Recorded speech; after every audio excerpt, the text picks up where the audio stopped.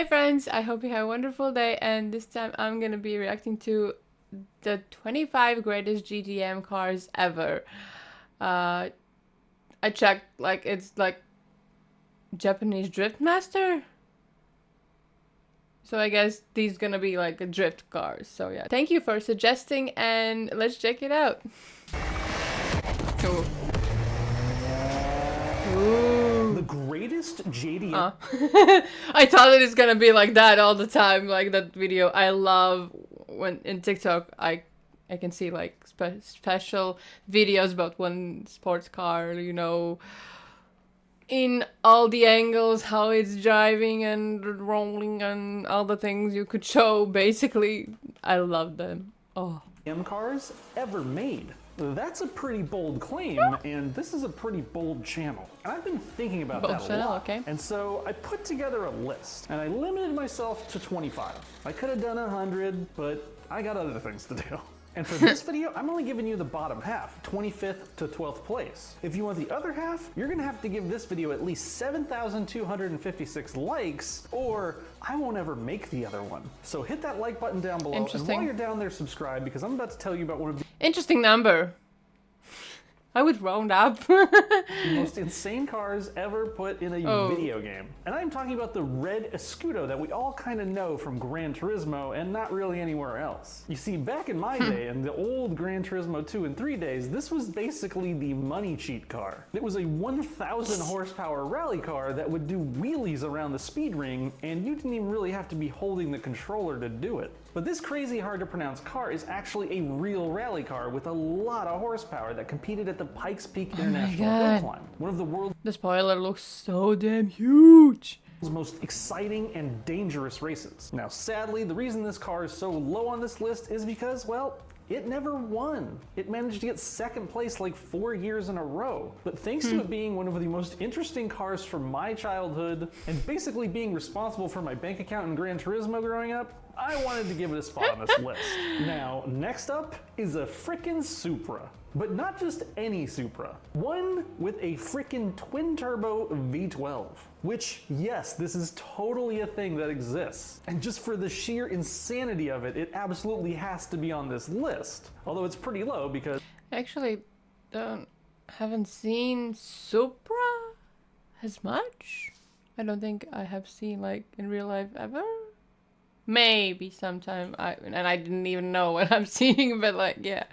This Supra without a 2JZ is just an ugly car. This Supra was built in the dark in the wee morning hours by Smokey Nagata, a big brain over at Greddy at the time, which is why the company that he founded is called Top Secret. He basically built it in secret. But thankfully, the secret is out, and we were able to witness the birth of his V12 Mark IV Supra, which also was witnessed by the police, and he got into a lot of trouble, but that's a whole other story. We should definitely do a video about Smokey Nagata.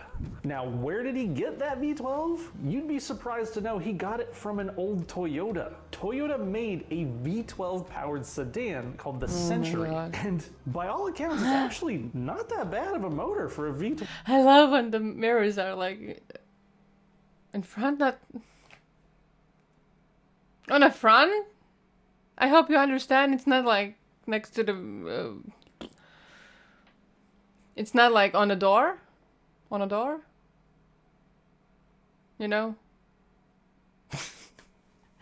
Jesus, my brain. 12. And while this may not seem that crazy today, where engine swaps are basically everything, back when this came out, this was a pretty big deal. Especially when you think about it, he basically took one of the greatest engines ever made out of a car to put in a worse engine. That's why he's on this list, because he's just that creative. Now, on the topic of big-bodied Toyotas, Lexus exists. And why does it exist? Pretty much because of the next car on this list, the Toyota Celsior. Or the Lexus LS400 as you probably know it. This is the million-mile luxury cruiser with one of the greatest engines ever made, Toyota's 1UZ. Don't believe me? Just listen to one with a straight pipe.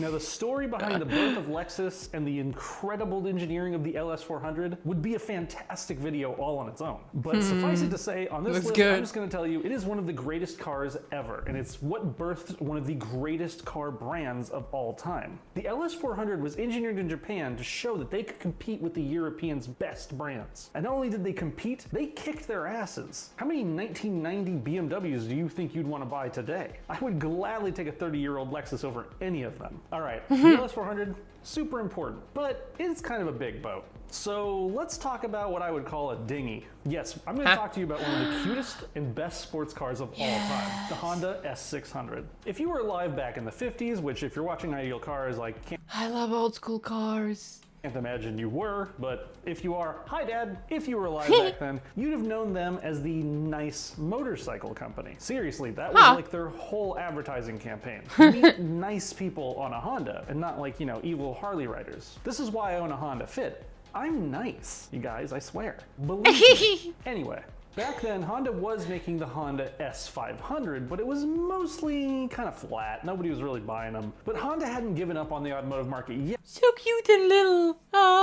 So they slapped a 600cc advanced motorcycle engine inside their S500 and dubbed it the S600. It's a really clever naming convention. And what they had created was basically a Japanese version of an affordable, reliable British sports car. What a novel concept. A car that doesn't break down on you. That's still something that Honda runs with to this day. So like the LS400, the Honda S600 kind of bred what was the Honda brand. So yes, back in the 60s, the JDM craze pretty much began. And it peaked in the 90s with all these high horsepower legendary cars we all talk about today. And next up, I'm going to talk about one of the cars that I don't think enough people are talking about. And I hope it stays that way because I hope to own one soon. I'm talking about number 21 on my list, the Celica GT4. Yes, this is another rally car on my list. But this one you can actually own. I even recommended you buy it in this video up here. You should watch it after this video. Watch this whole video, then watch this video. Another tab, write a little note. Now again, you Gran Turismo nerds probably know this car from Gran Turismo in its classic Castrol livery. But its magic doesn't just stop there in racing. The street car is a beloved car by mountain racers, car show nerds, and classic car collectors. And right now, I don't think you can do better than the ST205. Yeah, this one is kind of seen somewhere. It's not like it's unseen like the one before. Actually, I didn't know that car exists. As a used car right now. I think it's practical, it's amazing, it's limited edition, it comes with a little plaque, and it's got rally racing history behind it. For less than you'd spend on a GT-R, and you'd just be like another GT-R guy. But don't buy one, because I still need to save up to get one. Now, moving on, I'm going to talk about one of the most iconic tuner cars ever built. You probably know it from Tokyo Drift, I know it from every import tuner car magazine growing up. I'm talking about the Veilside FD RX-7. Look, the base model FD3S is one of the most gorgeous cars ever created. I think if you saw one on the street today, you'd see it and you wouldn't even see the supercar behind it. Looks kind of good. The tuning company Veilside was not satisfied with the bodywork. They wanted to make it even bigger, badder, and more fishy, as they usually do. Veilside took the already elegant and beautiful FD and turned it into a supercar. And they didn't just change the bodywork. This thing was tuned through and through from top to bottom.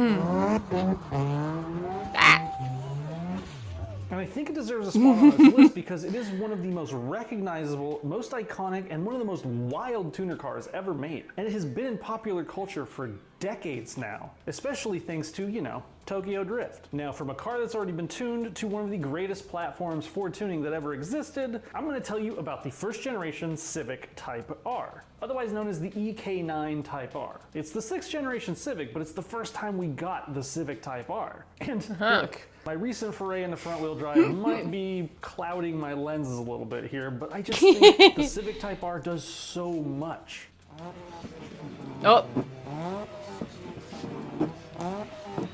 And we have the EK9 to thank for it. This is the pinnacle of what front-wheel drive can be. It's front-wheel drive, it handles incredibly, it has just enough power to be fast. When Honda makes a performance car, they make it right. They do not have a bad performance car. And the EK9 Type R birthed a lineage of Type. I actually haven't drive a Honda, so I can't say anything. Cars that are just incredible. I mean, the ones that are coming out now are just dominating. And with the next generation of Civic Type R coming, I hope they keep the spirit strong. And speaking of cars that need new generations, I'm talking about number 18 on my list, the Nissan R35 GT-R. It's incredible, but it's old as fuck dirt. Which, I mean, if it ain't broke, don't fix it, right? I mean, it's still an incredible car. It still keeps up, but God, it's old. And look, we all love the 90s Japanese sports car battle, but I think Nissan was the only one that kept it going through the aughts. I mean, we didn't get an Eclipse. We still haven't gotten a Supra. We kind of got an NSX. There's no more Evo. I mean, Nissan's really the only one carrying the torch right now. And that torch is burning bright with the R35. It's just an incredible piece of machinery, and yes, it's old, but I think it's because it's just so damn good.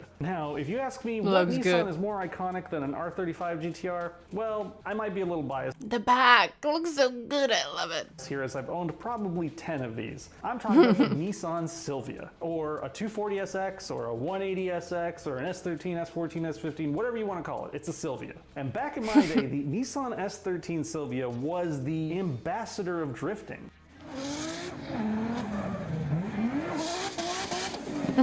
I mean, I know the Corolla A86 started it all, but none of us could afford them, and we all wanted a little more horsepower. So we all had 240SXs, everybody. And I think that's what makes it more iconic to so much more people. It was a Nissan performance car you could actually afford. A lot of us can't even afford the Z. And if you ask me, Nissan's really missing out on not having a cheap rear-wheel drive manual sports car for sale that's under 30,000 bucks. Not that I want to buy one, I just want to buy one used in 10 years when they're like 5 grand. And then get out of it. So make that car for me, Nissan, please. Now, next up I'm going to talk about a car that is rumored to be making a comeback. Collab. And that is the MR2, and more specifically the SW20, which I think is the MR2 perfected. You see, Toyota had a lot of ups and downs with its mid-engine two-seater, like, you know, having a reputation for being incredibly dangerous. But the second generation, otherwise known as the SW20, is probably the best looking, the most fun to drive. It's got frickin' turbos.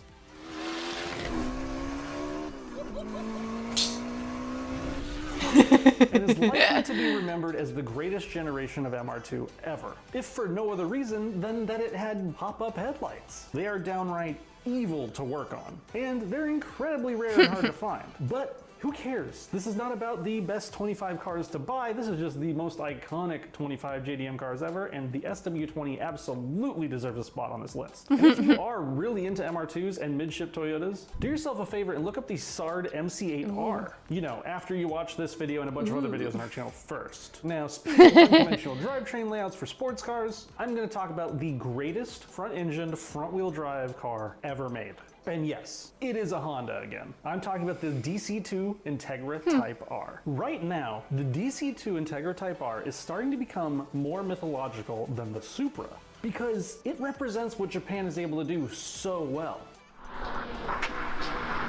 You see, Japan can take something like a little economy car with a front-wheel drive platform and turn it into one of the fastest, most exciting to drive cars ever made. The DC2 Integra Type R is a grocery getter perfected. And they are absolutely the reason I roll my eyes when all of you guys hate on front-wheel drive cars. It just means you haven't driven a good one. And I know because I'm guilty of that myself. Now, sadly, your opportunity to own one of these is pretty much gone, unless you sold a bunch of Dogecoin recently. Yeah. Whoa.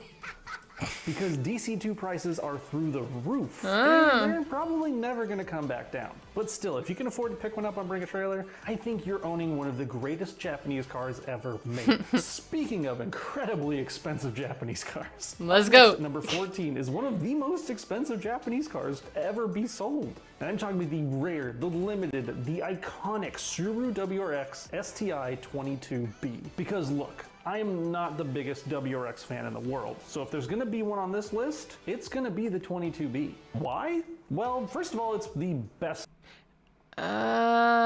Some type of blue Subaru, something similar is driving in here in my city a bunch of times, but I don't think it's this one. Looking WRX ever built. Fight me, all you owners of the new fat No, it's ones. not. I don't really give a crap. Second, it represents peak Subaru WRX. It was built before the computers took over and all the weight was added with the safety features, and weirdly no power was ever added to compensate. The 22B represents Subaru's rally dominance.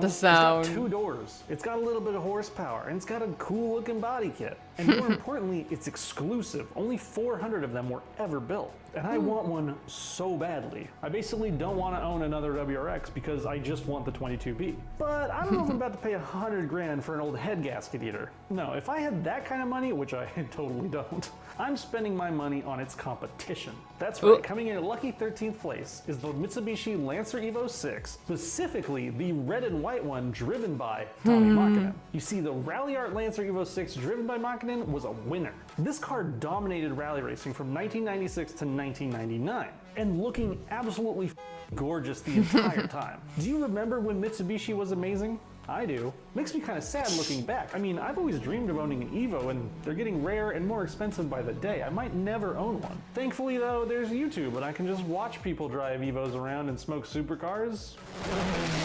Oh.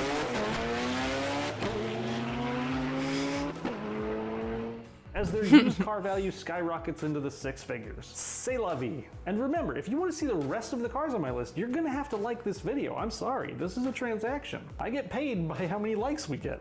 Not really, but I wish. Anyway, coming in at number 12 is one of the most legendary cars to ever rock the GT-R badge. In fact, it's the first one to rock the GT-R badge. Yes, number 12 is the Nissan GT-R Hakusuka. Because this is a list of Look so angry. the most iconic JDM cars ever. And really, there are very few more iconic cars than the Hakusuka. For a car's Haven't seen this lineage one. to live on for 50, 60 years, the Genesis has to be something really special. You see, the GT-R proved even back then that Nissan was the Japanese performance brand to beat. And today, they're still number 1. The name Hakusuka stands for Boxy Mountain Road, which is a callback to what they look like, just boxy little mountain road racers. So yes, even before the GT-R became Godzilla with the R32,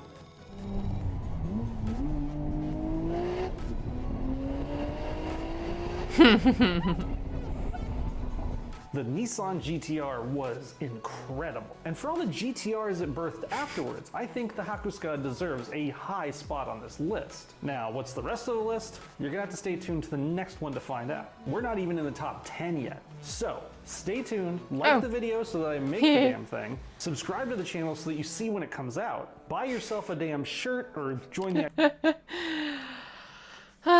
So yeah, I really loved the last one. I haven't seen that like ever. I usually don't like anything boxy, but that one looked really good. So yeah, this was fun. GT-R.